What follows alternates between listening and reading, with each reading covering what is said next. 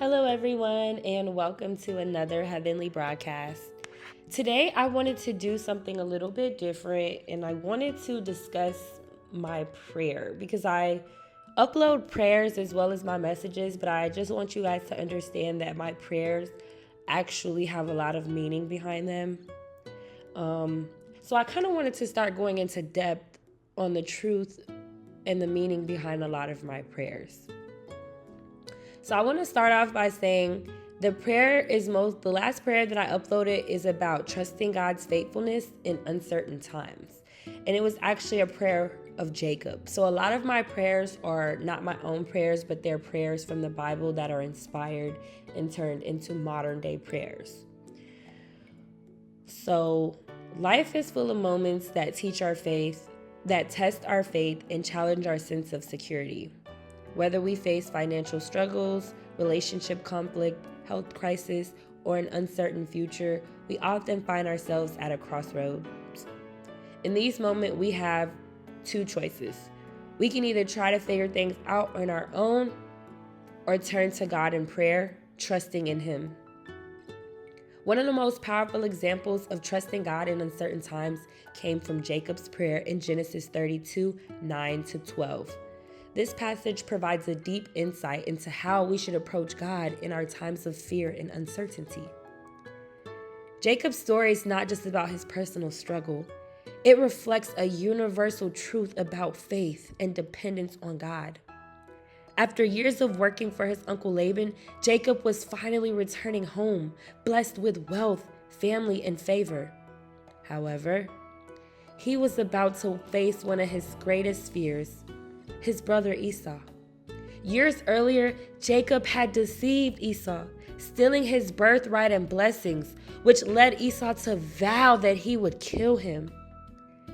Now, as Jacob prepared to reunite with Esau, he received alarming news, which was Esau was approaching with 400 men. In Genesis 32, 6-7, it states, "The messengers came back and said, 'We saw your brother Esau. He's on the way to meet you with 400 men.'" Jacob was scared, very scared, actually panicked. He divided his people, sheep, cattle, and camels into two camps.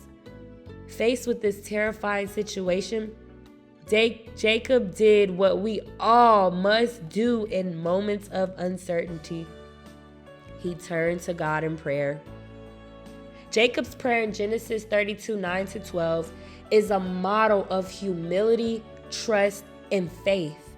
It teaches us 4 key lessons about how we should approach God in times of trouble. First, Jacob acknowledges God's faithfulness. "God, my father of Abraham, God, my father of Isaac, God who told me, 'Go back home to your family and I'll treat you well.'" Before making any request, Jacob begins by recognizing who God is and how He's been faithful in past generations. This reminds us that when we pray, we should first reflect on God's past goodnesses. If He's been faithful before, He'll be faithful again. Second, Jacob approaches God with humility. He says in Genesis 32:10, "I don't deserve all the love and loyalty you've shown me. When I left here and crossed the Jordan, I only had a few clothes. I only had the clothes on my back. And now look at me. I got a whole camp." Jacob realized that everything he has is a result of God's grace, not his own merited.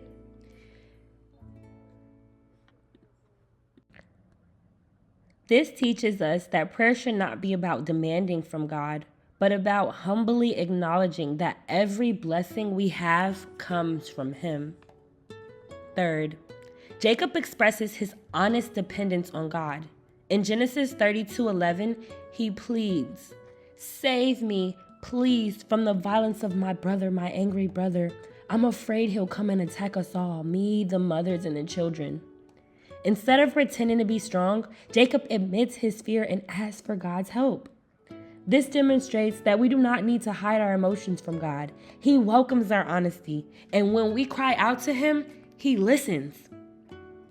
Finally, Jacob stands on God's promises. He reminds God of His own word in Genesis 32:12, saying, You yourself said you'll treat me well. I'll make your descendants like the sand of the sea, far too many to count. Jacob does not rely on his own strength, but on the promises of God. This reminds us that when we pray, we should declare God's promises over our lives. If he said he would provide, he must trust him. If he said he will protect, we must believe him. Jacob's prayer is a powerful example of how we should respond to our own struggles. Many of us face situations where fear tries to take hold and we don't know what lies ahead. However, just as Jacob turned to God, we must too learn to put our faith in him. We can apply Jacob's prayer to our own lives by acknowledging God's faithfulness, approaching him with humility, being honest about our struggles, and standing on his promises. The conclusion of Jacob's story is a testament to God's faithfulness. When Jacob finally met Esau, instead of revenge, Esau ran and embraced him. The disaster that Jacob feared never even came to pass. God had already went ahead of him. This is a reminder that God has already gone ahead of us in our own battles. The challenges we fear may never even happen, and even if they do, God's going to carry us through them. Trusting God's faithfulness means believing that he's in control, even when circumstances seem uncertain. The same God who answered Jacob's prayers hears ours today. He is the same yesterday, today, and will be forever.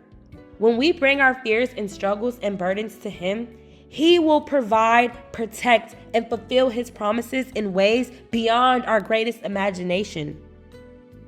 In times of uncertainty, we must choose faith over fear, prayer over panic, and trust over doubt. When we do, we'll see the faithfulness of God unfold in our lives, just like Jacob.